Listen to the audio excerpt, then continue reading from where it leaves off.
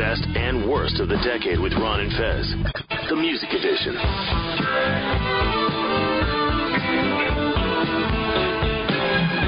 I'm home. Hey, it is the Ron and Fez show, and we are talking about the end of this decade, the decades that I now call Fezzy the Zeros. Every single day we try to come up with a new name for this decade. We don't have one. It's basically like in time, the decade didn't exist. Plenty of things happen, but if you got nothing to call it, there's no file. It's a blank file. Dave, what are you referring to it as now? I call it the aughts. I'm going with the 2000s. I got the zeros. Hicks, what about for you? I love the aughts. It's old school. Aughts it is. 2 against 1 and 1. Because if you would have stuck with me, we might have been the big winners of this, and we'd have the zeros for ourselves. Time for the best and worst of the decade. And today we're talking about music. Let's go over to Davey Mack. You're a guy who loves the music. I do. What was your album? My album of the decade, and actually looking back on it, I thought there was a lot of great stuff. But Johnny Cash, American Recordings 4, which was When the Man Comes Around. Cover songs, but it was a real album. There was 2 original Cash songs on it. Amazing album. Amazing album. So this was the first one of the times that he got in all this? This is the 4th one that he did with Rick Rubin. And in my opinion, the masterpiece. He did 5 albums with Rick Rubin. This one in the 2000s, this was the best one that he did. What was the big song off this one? Is this The Hurt? This is the one with Hurt. Yeah. The original song, original song, When the Man Comes Around, for the same thing, an amazing song that everyone should be playing all the time. Yeah. Just incredible stuff. One of the more emotional albums I've ever heard in my entire life. I loved some. If I'm feeling down, I put this album on. It doesn't strike you as a weak decade that an elderly man would make the album of the decade. You know what I'm saying? No, well, because the man in this case was Johnny Cash. Mr. Cash, the Man in Black. You know, his stuff would have been classic in most decades. Maybe some of the 80s stuff, not necessarily. Thank you. Thanks for the honesty. Seriously, it means a lot. Let's go over to Fez Watley. I know you're not a man who enjoys music. Right. According to you, you don't even listen to music. No, I never put a CD on at home. I don't listen to music in the car. So the smart thing would be to take you out of this. But I don't want to do that. This is the Ron and Fez show. Thank you. So I'm going to say, fake something that you feel like wrapped up the decade for you. Okay, I think with the album, I think you have to look at, it's recent, this year, but it's Adam Lambert, For Your Entertainment. And you've listened to the album? No, I haven't. I haven't heard it. Do you know any of the songs off of it? I know the title track, For Your Entertainment. All right. So in other words, you're just saying a gay kid. Well, what I'm saying is, I think this is the most talked about person in music as the decade wraps up. Well, you say that, but the album didn't even go to number 1. I like your choice, though, Fez. It hasn't been thought out and is based on something that maybe you just think that you should believe, not do.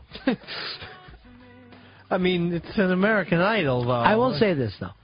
I saw the kid in the hallway here, and I had to love the Conrad Birdie look. He is so fake that it's almost fun. You know what I mean? It almost is like, you know what? You're trying so hard to be something that you're not. That maybe that kind of is who you are. You're just this made-up thing. I got a kick out of it. Let's go over to somebody who actually loves music, and that is our own Chris Tanley. Okay, my choice for the album of the year, the decade, is sort of pussy, but it was the most beautiful album I heard for this last decade. Sufjan Stevens' Illinois. Really? Now that really does surprise me by you. Tell me what happened here for you. Well, I didn't hear about him. I heard like people started saying this album. You got to hear this album. It's amazing. It's amazing. Amazing. I like that he's a weirdo. I like that The arrangements in all these songs are gorgeous, and he created an entire album based upon a state, and he put this work on and says he's going to make an album about every goddamn state. 50 album project, and this is like the second one. Do me a favor, let me know when he's doing Pennsylvania. I really want to get that. And Rhode Island, I want him to release as an EP. I don't want that to be a full album of songs. It seems like some states would be harder to sing about. You get to South Dakota, you're probably going to have to put on a song for every head on Rushmore to fill it up. There's a rich history there, my friend. Rich Western history to that state. That's Deadwood State. Yes, it is. A lot of legends came out of South Carolina, South Dakota.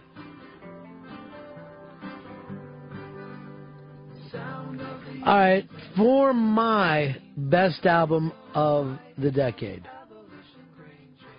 I really wanted to pick Arcade Fire and just look like Kids of Brooklyn.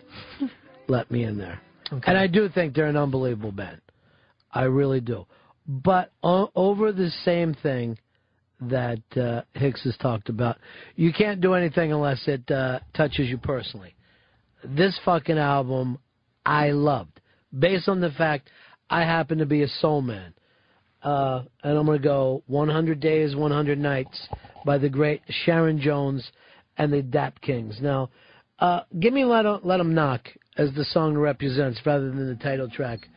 But I have to tell you, to me, this is everything that the current R&B type kids don't have. And that's like super fucking sex appeal. Mm-hmm. And she's bringing it. It's almost, she reminds me of like Otis Redding with a vagina. I listen to this music.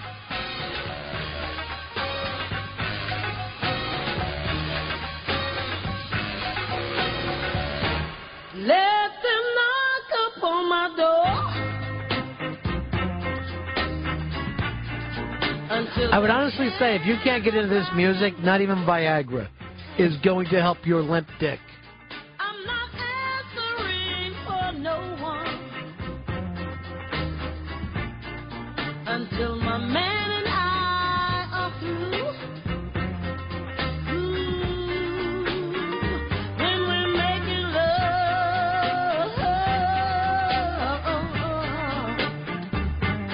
you know the world ain't got nothing, oh, nothing to do. 'Cause when we're making love, I won't answer to nobody but you. And she's serious. When she's fucking, she takes it serious. She don't want to be bothered. I don't care. You're knocking on the door. You're texting her. You're sending her in a fucking BlackBerry IM. She wants no part of it. She's getting down business. Now, the only downside of having her as a chick is if she caught you with someone else. Because I guarantee she'd kill you. That's a good thing as well. I love this album, though. So kind of odd choices all the way around. Really None of us big picked show. a big best-selling album. No. We do not represent the mainstream when it comes to music Fringe show. at all. So let's keep it moving on, and let's talk about the band of this decade. Davey Mack, I think I have a feeling who you'll pick. Okay. Fez, I would have no idea, and Hicks, I have no idea. So let's start with you, Davey Mack. Who's your band of the decade?